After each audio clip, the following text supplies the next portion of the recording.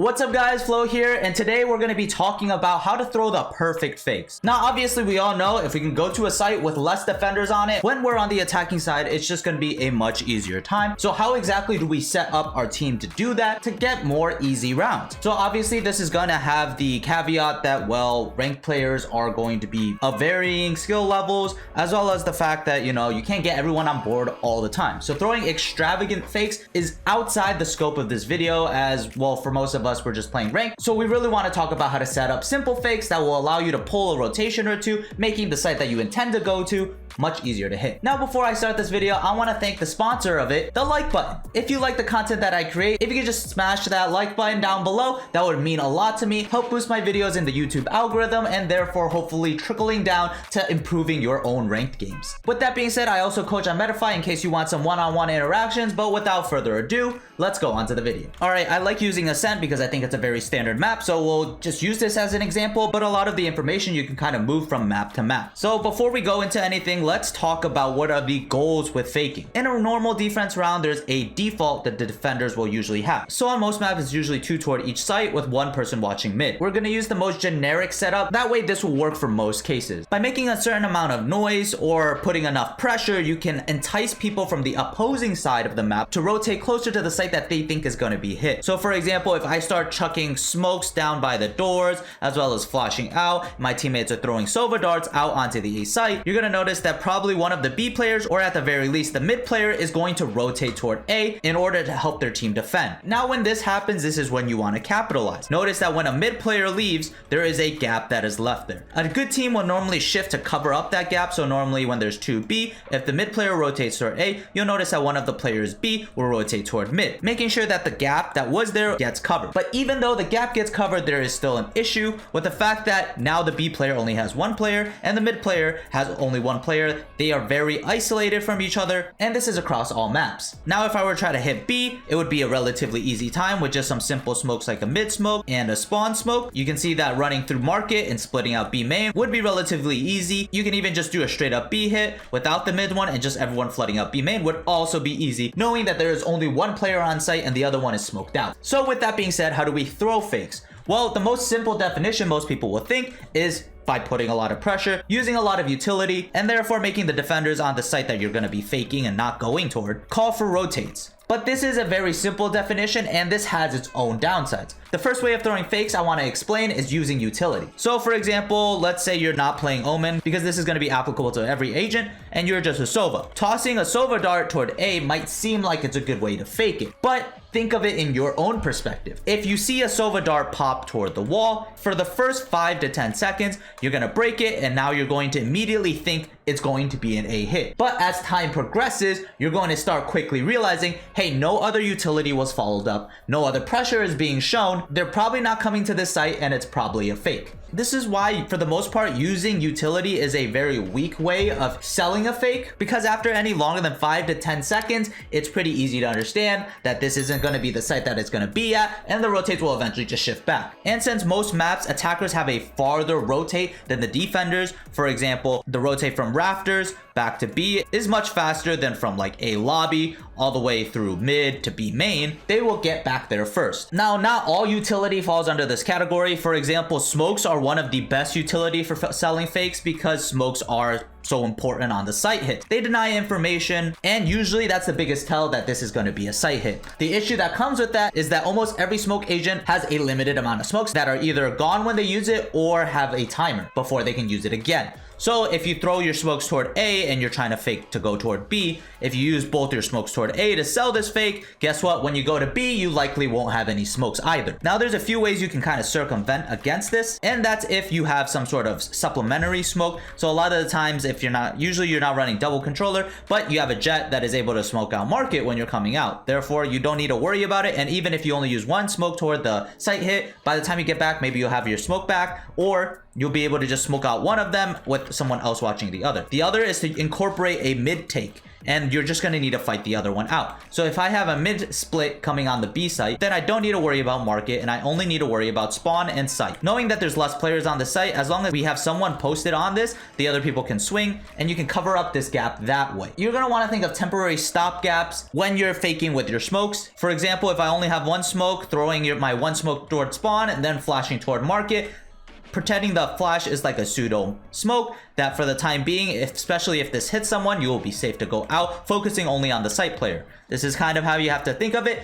And a lot of times this works because even if they're able to shoot you and they are not smoked out, they still have to take a 50-50 fight, and your teammates can be aware that they still have to look at the one place that is not smoked. So with me just saying that smokes are a much better way of faking, why is it that way? Well, this kind of goes into the first concept of faking, which is denying information. The less information the defenders have, the more they have to worry. If they have no vision of cat and no one tree and someone is alone stuck on site, they now have to worry about two areas. Just like if you smoke out tree and there is no one on site, you now have to be worried that they're coming out A main. Smokes are one of the best ways of faking presence when nothing exists, because it just denies them line of sight. They can't check unless they're actually pushing through to find out, or they're using utility. Now, we said that utility is a good way of throwing fakes, but realistically, the best way of throwing fakes is to actually get a kill. Let's say this happens.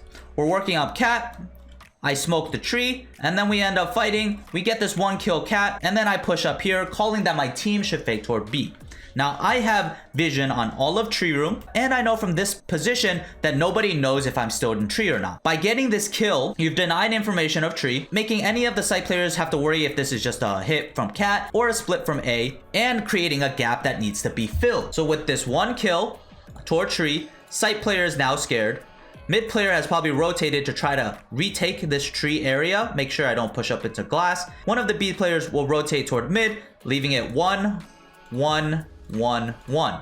Do you see how, with this being said, B is gonna look really easy to hit, either directly out of B main or like the split like I said before. Now, this really exemplifies why getting a kill is the easiest way to fake. You open the gap and you deny information all at the same time. Now, with all the components of a fake explained, let's actually run through a scenario. The first thing you want to realize when you're throwing fakes, or your team is planning on throwing fakes, is you don't want to commit all your teammates toward one side of the map. You do have to commit a bare minimum of around 3 players, but any more has diminishing returns. The reason for this is that it's hard to tell after like 3 players how many people are there. So if you're making a lot of footsteps toward A main, even if I'm standing here, all I hear is a crap ton of footsteps. If my team uses 3 different pieces of utility from 3 different agents, it's enough to make it seem like the entire team is here. Now, if you only have one person and you're just throwing one dart, that's just not enough. Even if they're droning behind it, it still only signifies one person. But at a certain point, with 3 people there, not only can you make sure that on this fake that you likely won't just get this one person picked. For example, if someone just decides to swing out to try to sell this fake and they decide to be aggressive A main and they get the kill, they'll easily find out that's a fake. But when you have 3 people, if this happens, you'd be able to trade out properly and maybe even sell the fake harder. So that's the reasoning for the A side, but also there's a benefit in having people on the other side of the map. So earlier I said the rotations for attackers from site to site is farther than for defenders. So how do we work around this? So having players outside of B main or tiles to hold for the mid push and the B main push will allow for a couple things to happen. One, you maintain map presence. So if you had 5 people stacked toward A site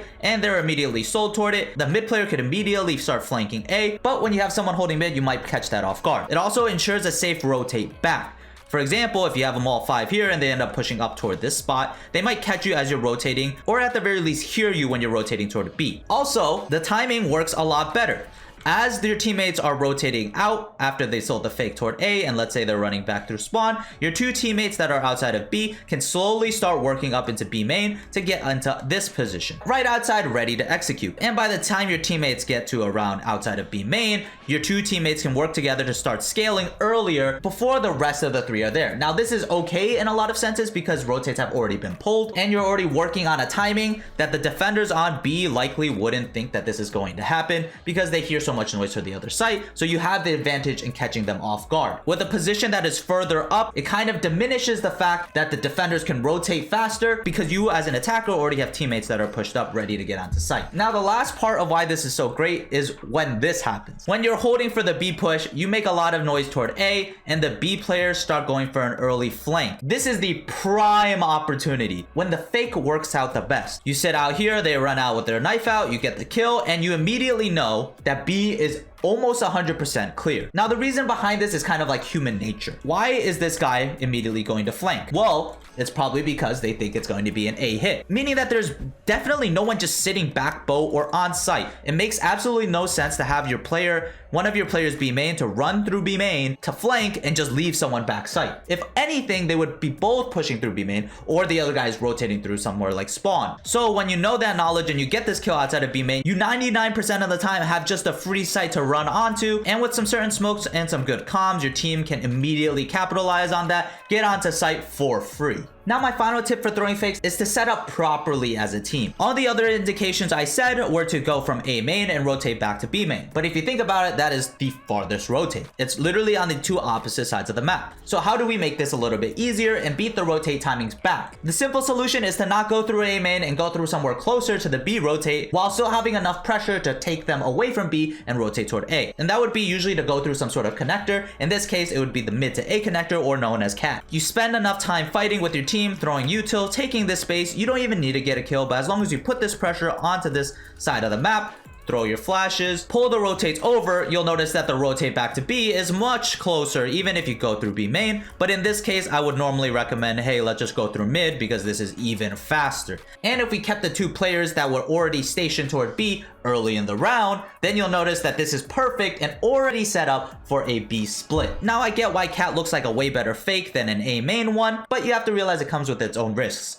Obviously, when you're going up CAT, you need to be wary about mid. Are you planning to smoke it? If you're planning to smoke it, that's a smoke you won't have later. You have to be careful of more angles than you would had you just gone out at A main. So there are pros and cons to each situation. There are some other things that can trip up your fakes, and usually that's just some sort of intel, chamber trip, killjoy turret, anything that can spot you as they're crossing. Trying to work some sort of default is a really good way of testing out the waters to see what you need to be worried about when you're planning on throwing your fake. Your fake can get destroyed if a chamber trip that you didn't know was there and you end up activating it, your entire team is slowed, and that buys enough time for the defending A players to rotate to cut you off. Finding this out in earlier rounds so that you can throw a fake later is definitely one of the ways to go. And this is in general a very simplified way of throwing fakes. If you look at pros, you'll definitely see higher tier fakes, but they require a certain level of cohesion. But with rank, this realistically only calls, hey, two people sit out of B main, let's go make a bunch of noise A, and then we'll come back to you. That's a really simple comm, and you'll probably find that more people are on board with this rather than something super elaborate. Then all you need to do is, once you start getting into the position where you want the other team to start pinching, like for example, this is a mid split, then you start calling, it's like, hey, we're coming up mid, you guys can go through B main now. And that way you can perfectly time your push. Anyways, guys, I hope this video helped in allowing you to make better fake plays with your team in ranked. Try it out. I promise that you'll get a bunch of free rounds from this, but this will also allow you to understand what signals you want to look for in the case that you are getting faked out. As always, if you liked the video, hit that like button, remember to subscribe, and comment down below any other topics you want me to cover. Check out my coaching, check out my other socials, but with that being said, I'll see you guys in the next one. Peace out.